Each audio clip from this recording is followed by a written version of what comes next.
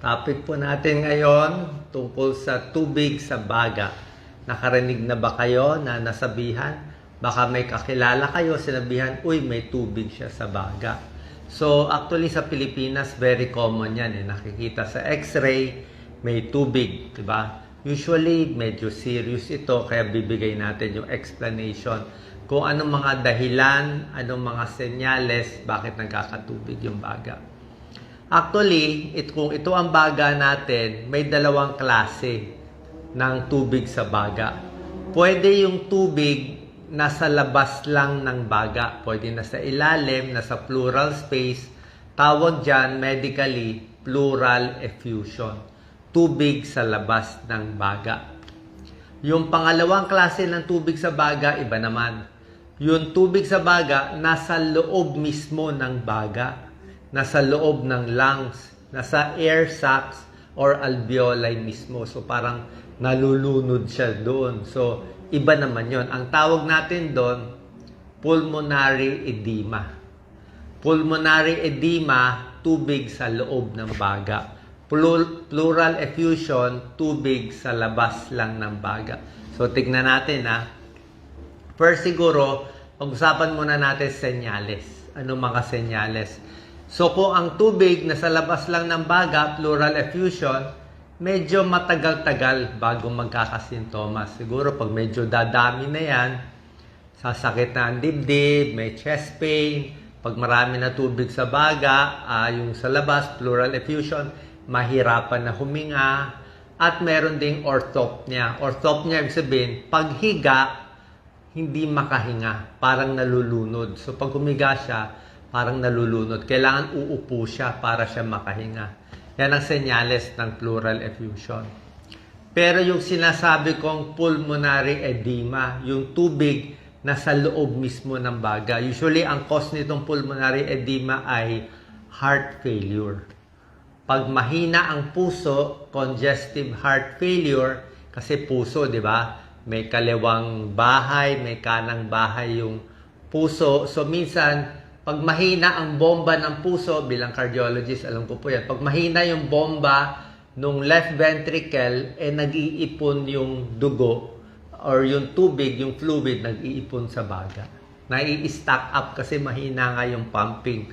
Kaya tawag dyan, pulmonary edema, heart failure, yung tubig nasa loob mismo ng baga. So, nandito mismo.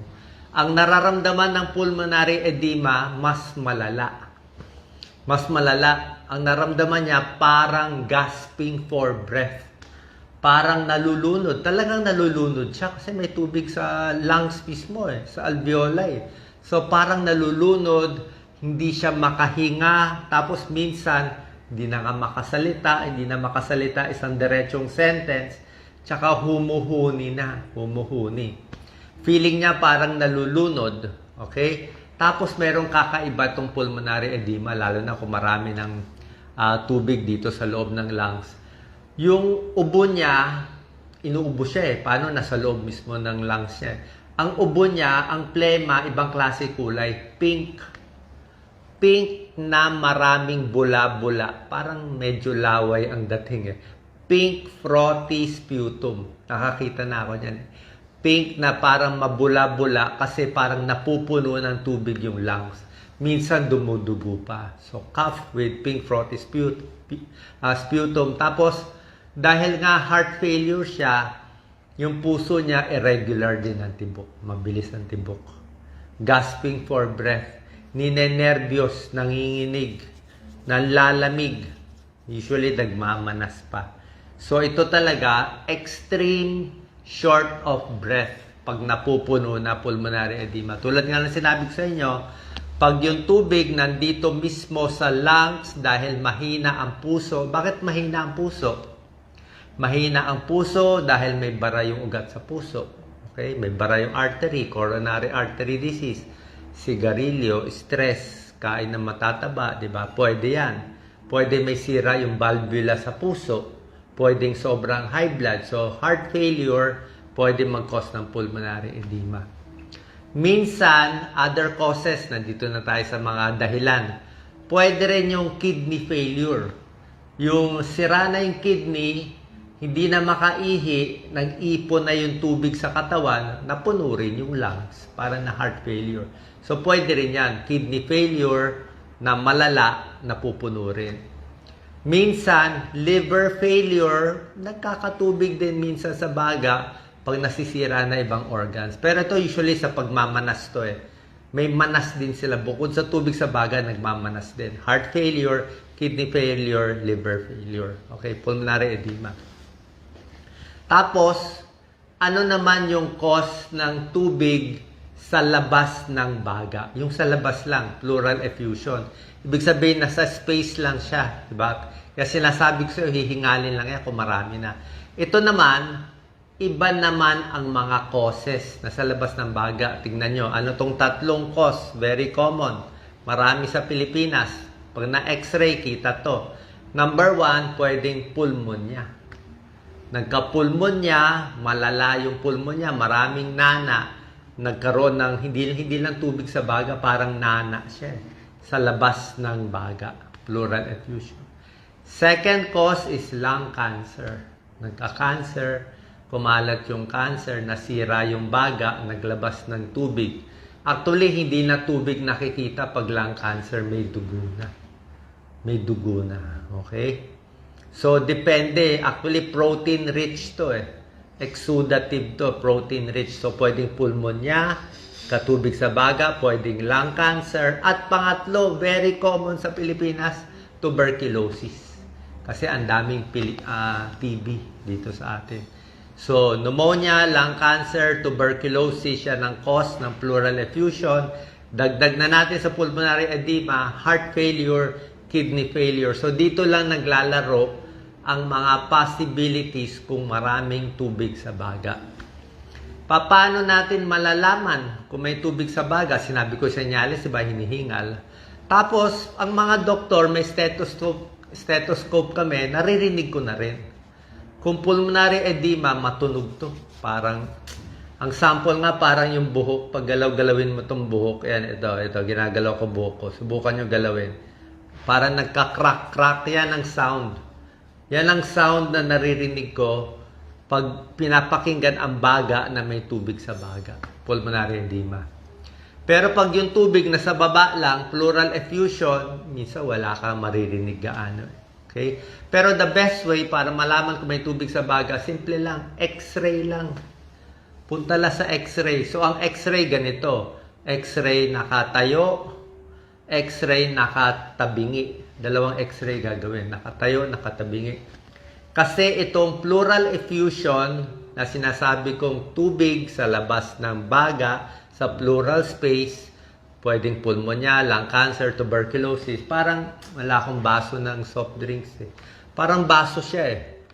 Yung baga natin. Parang bote ng soft drinks, di ba? Tinanggal mo yung, naglagay ka ng tubig doon. So pag nakaupo yung tao, pag nakatayo yung tao, naka-upright tayo, yung tubig mag-iipon dito sa ilalim.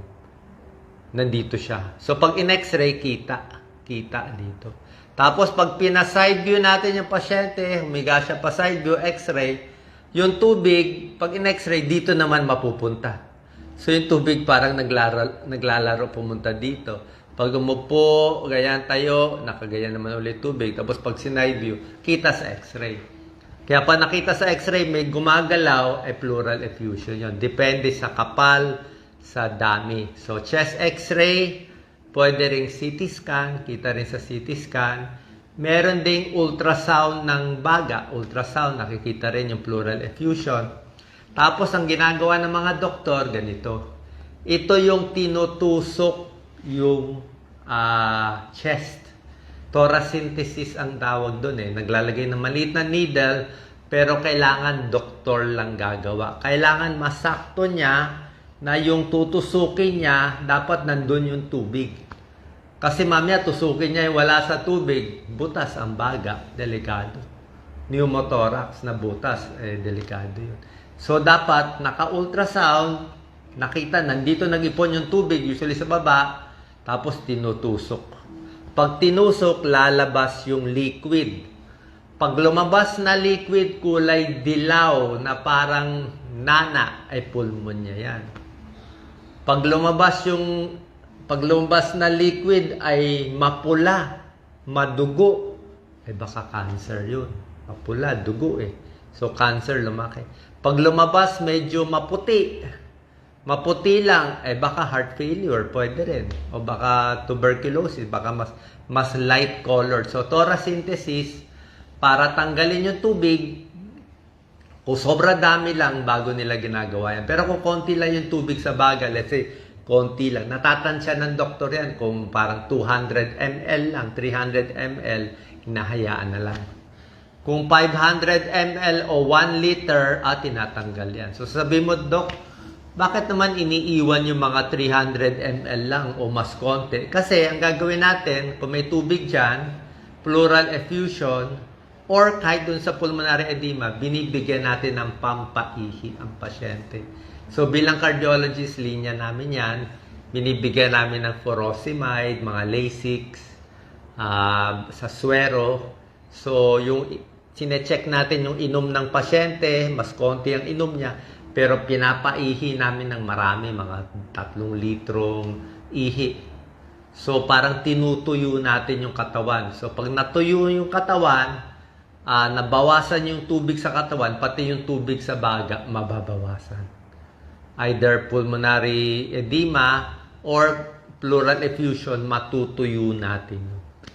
Okay, so ganun ginagawa ng mga doktor. Plus, tatanungin nyo, Doc, anong gamutan dito? Anong gamutan sa tubig sa baga? Depende sa cause. Kung ang sanhi ay pulmonya, gamutin ang pulmonya. Kaya gamutin. Kung sakit ay tuberculosis, gamutin ng tuberculosis, kaya din.